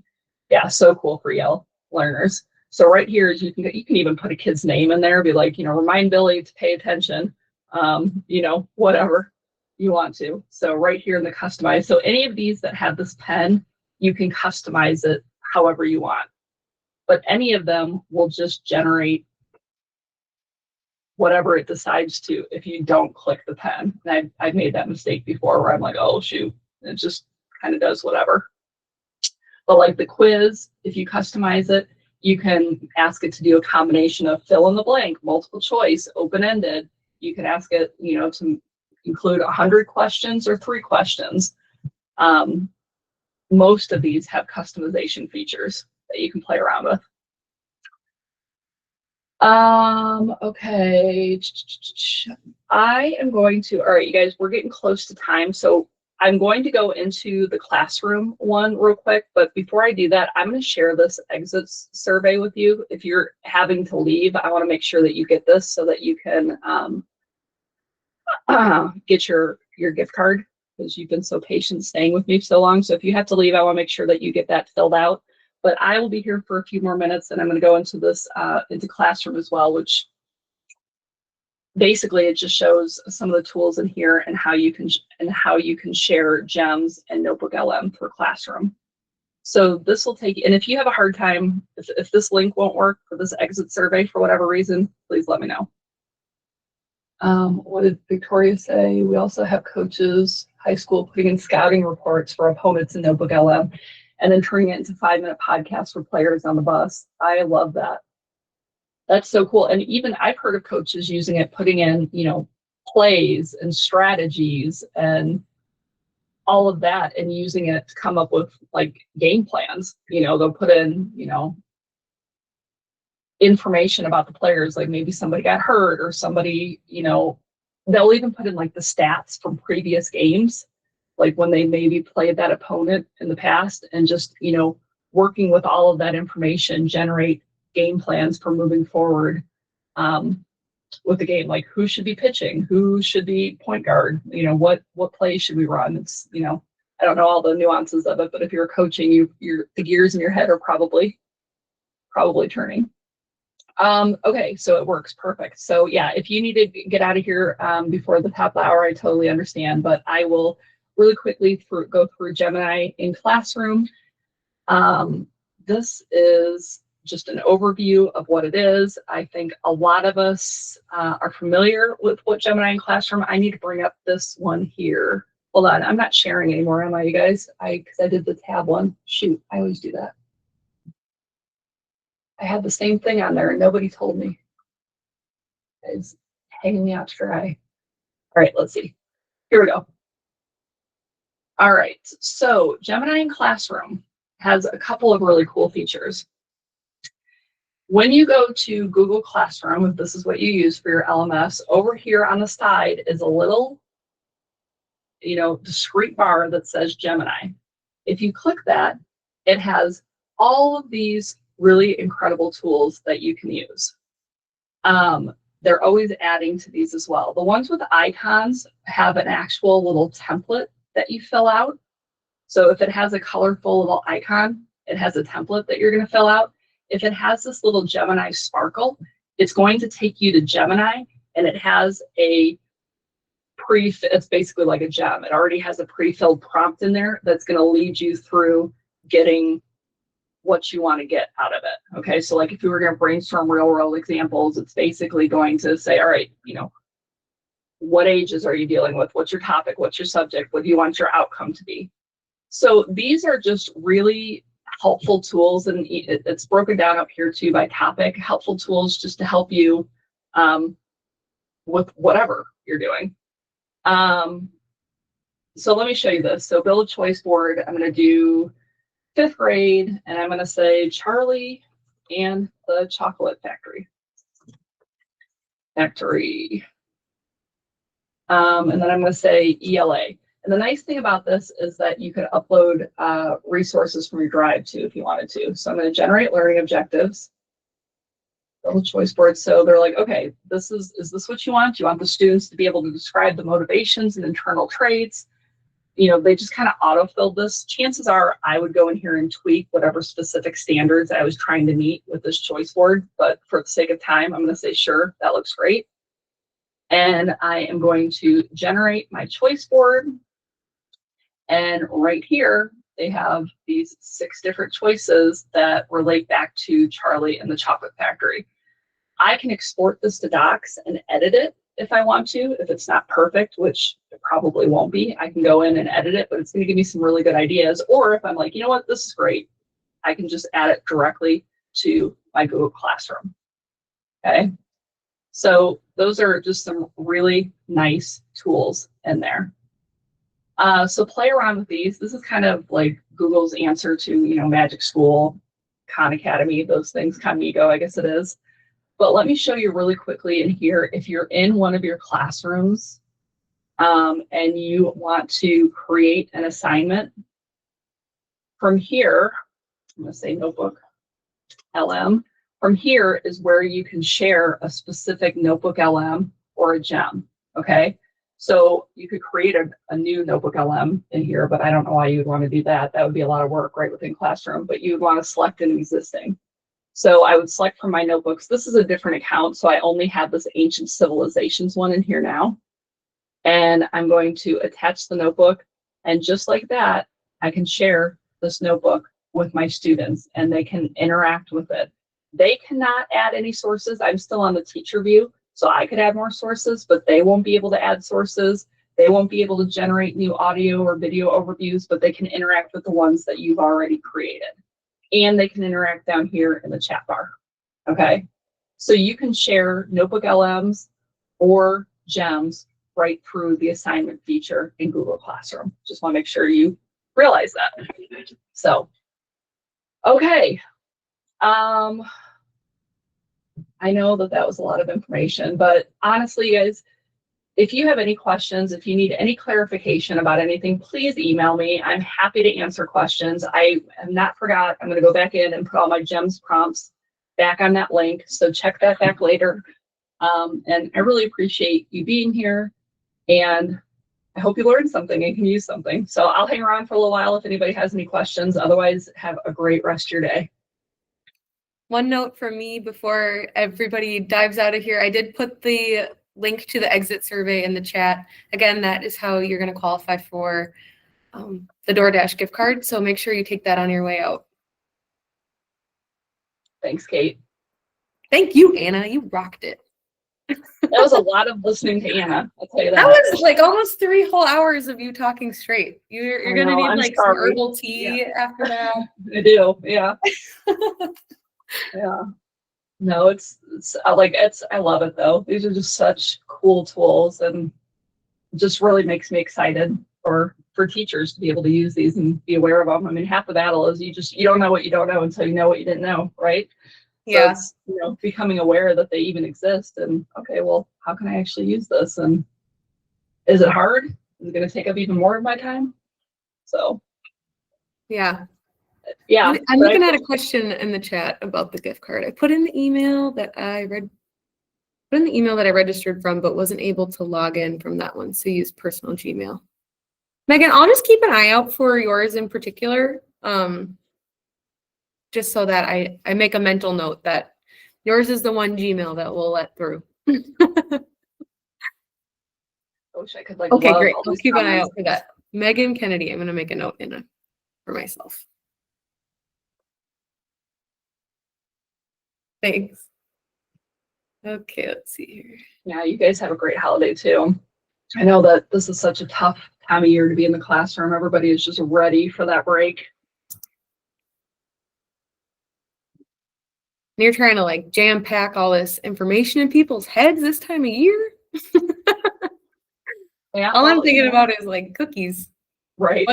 What Christmas cookie I'm diving into tonight? I had to come up with new recipes or how to improve their cookies, or I haven't really tried AI for recipes, but more people have used it. Like I have these ingredients. I have chicken breast and spaghetti sauce and noodles. What are some different things I could do with that? Oh, I love that idea. That kind of stuff. Yeah. It does kind of like the chopped. Right. Yeah. Chopped for you. I know another thing that people do a lot with it for personal use is like planning road trips or travel. Oh, that's You a good know, idea. looking for a route or specific stops or popular places to eat based on their tastes and things like that. I should do that. We're road tripping out to Utah for Christmas, and maybe I'll ask for some suggestions. I wonder if it can keep me off the snowiest roads too. That would be great. That would be nice. Yeah. What's the That would be safest nice. route? Yeah. The least Chris said he's steep, gonna review all snowy this when he mountain comes roads. back in January. That's the way to do it. You absolutely enjoy your break. Just Yeah. shut off your brain from all things school for a couple of weeks. You guys deserve that for sure. Yes, you sure do. Kate, will the recording be shared with them? Yes. So we'll get the recordings from the keynote this morning as well as the breakout sessions up on our YouTube channel, and we'll follow up with an email also to this group, since it was such a great day and so much information and so many resources. I think that warrants sending out a little follow up with some links. So Sure. thanks everyone for being here. Anna, I am going to dive out, so if you can stick around and answer questions, but I got to get busy sending out some gift cards. All right. Yeah, you do get to that. I'll stay for one more minute if anybody needs anything. Bye, Kate, everyone. thank you.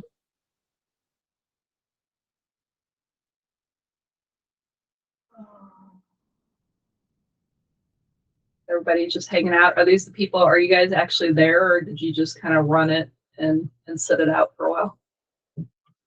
Thumbs up if you're actually back there.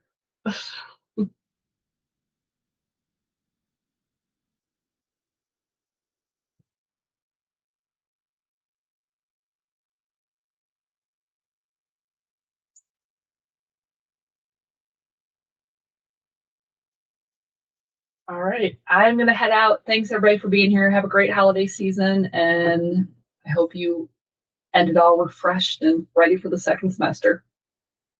Bye-bye.